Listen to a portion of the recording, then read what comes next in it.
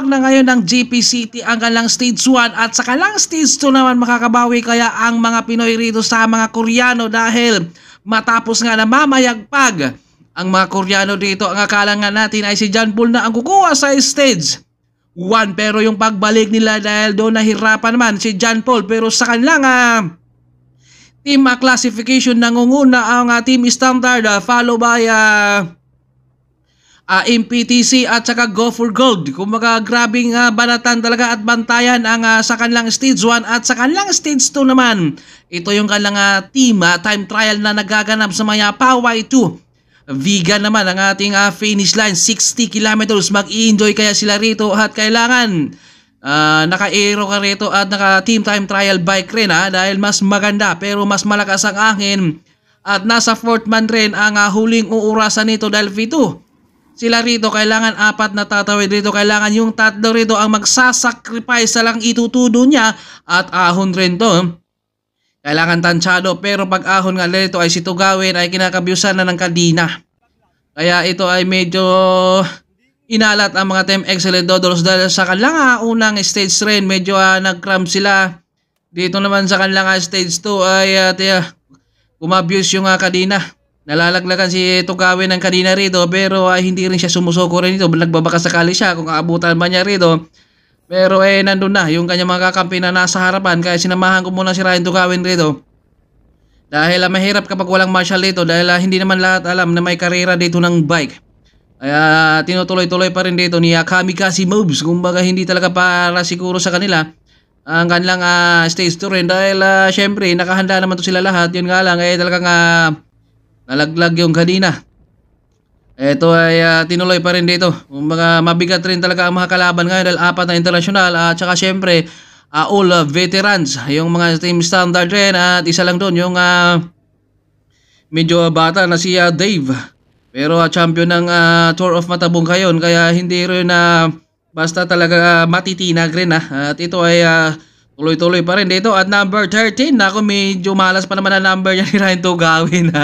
dahil siyempre kahit sa hotel yan parang walang number na number 13 talaga dahil malas talaga yan Pero naniniwala ba kayo tayo nun? Lahat at ito medyo mabigat rin yung kanilang stage 3 rin dahil siyempre malamang bantayan na yung mga nasa overall na sila Uranza, sila Aijan at makakabawi pa kaya yung mga malayo rin sa JC at nandito naman si Ramon De La Cruz ng Team Excellent Totals at in-all out na siguro niya kanina kaya ito ay nagpaiwan na rin siya rito dahil meron na nga siyang kakampi dahil 4 na rider yung huling uurasan doon kung sino ang huling tumawid rin. Kailangan merong 4 na matitira kaya ito ay tinudo na rin siguro ni Ramon kanina yung huling hatak rin. Talaga niya dito. Napakabigat rin ang first tour ni Ramon dito kaya siyempre mabigat rin ang tol lahat ng mga malalakas ay nandun na kung makatiis kung tiis dahil wala nang bukas to isipin mo rin talaga na itutulo mo na rin at Vinyar dito na flat rin sayang dahil nakatitibay pa naman to siya. Yun nga lang hindi talaga pinalad rin Kumbaga siyempre meron pang 6 na laro pero ang mahalaga rin ay makauna sana rin pero ganoon talaga hindi talaga para sa kanila rin dahil na-flatan rin si Vinyar kaya ito ay umatras din siya rito kaya 4 kailangan doon ay wala nang kakalas sa kanila dahil kapag yung 4 may kakalas pa ako yun ang 4 na uurasan rin at ito ay tinuloy pa rin dito ni Vinyar yung kanyang pagpapadyak rin at kailangan rin niyang tumawid rin sa finish line kaya pamaya kundi abangan rin natin pupuntahan natin yung kakampi nila dito dahil siyempre 3 na yung umatras dito ng maaga gawa ng naflatan, nalaglagan at si Ramon din tinudo na rin talaga niya kanina yung huling banat rin niya at maraming salamat sa lahat ng mga nag-aabang kay White Mix thank you rin at ito condition pa naman sana si Vinyar at ito medyo traffic rito siyempre ganoon talaga kapag Pilipinas hindi na makakaya sa ibang bansa na talagang paglaro ng siklista talagang sila lang may hawak ng daan dito may mga kasalubong kaya siyempre andyan pa rin yung pag-iingat natin rito dahil hindi naman natin hawak talaga yung kalasada baka mamaya may tatawid pa dyan. So abangan natin rito kung makakabawi ba ang mga Team Excellent Totals din dahil 3 na yung nalagas dito sa kanilang 7 man. Kumbaga dito ay 2 rito ang mga veterano na si Pascual at saka Marcio Dario pero ito si Angel nakakaramdam din talaga siya ng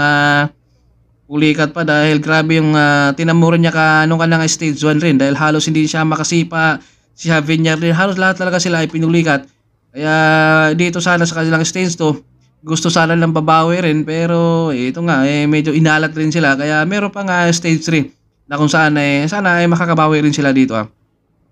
Ang bigat sana ng maintain nila kanina kumbaga matulin sana dahil although lahat naman to sila ay matutulin lalong lalo na sa start dahil siyempre yung mga kalagitnaan hanggang sa malapit sa finish line doon na to sila ay maninibago rin dahil kapag hindi mo natutuloy ito bumuka si Jomar, Pascual naman ang pumalit dito siya Pascual na dito ang magtutulo rin dito dahil siya yung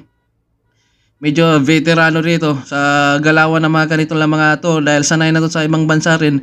Yun nga lang yung mga kakampi niya rito siyempre kailangan rin niyang antayin rin dahil baka maiwan na yung oras nito naman ang mahalaga rin yung 4 kailangan wala nang kakalas rin dito at abangan rin natin ang kanilang stage 3 so Vegan to San Juan dahil sa kanilang stage 2 paway tayo nag-start ang finish line naman lang sa team time trial ay sa Vegan 60 kilometers team time trial mga standard talaga mga veterano rito kaya sila talaga yung talagang lalaban pero syempre yung mga ibang team rito hindi naman na basta susuko yan dahil lahat yan sila ay mga nag-iinsayo kumbaga kondisyonan halong swerte kapag para sa'yo ay para sa'yo talaga dito ay tuloy-tuloy pa rin sila dito talagang tinitiis rin na dito rin at si Angel rito naka-pre-wheel na nga ito sa likuran magaramdam pa rin talaga niya rito yung tinamo niyang pulikat rin dahil mabigat talaga kapag kahit anong lakas mo kapag ikaw ay tinamaan ng pulikat talagang mapapatras ka sa likuran. Yung isip mo sana, gusto mo sana umabante ng finish line. Yun nga lang yung hita mo naman ang nagpapaiwan rin. Kaya nasa harapan si Jomar, Pascual, Marcio, Dario at Angel naman ang nasa likuran. Kung tuloy-tuloy pa rin dito, kailangan wala nang kakalas dyan sa kanila at tiis kung tiis na yan sila. Dahil kailangan na sa oras din dahil siyempre lahat to sila ay gustong babawi. Lalong-lalo na yung mga malayo rin sa JC. Sa individual naman natin ay nangunguna rin si Koreano kumbaga ibang bansa talaga ang nangunguna dahil ang akala natin ayun nga si John Paul na ang kukuha doon syempre sa rimatihan talagang lamang doon si John Paul yun nga lang medyo malakas talaga dumiin yung katawan ng Koreano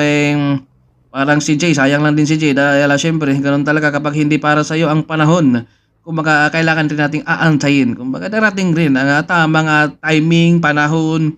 Kumbaga si Lord na ang nakakaalam niyan at dito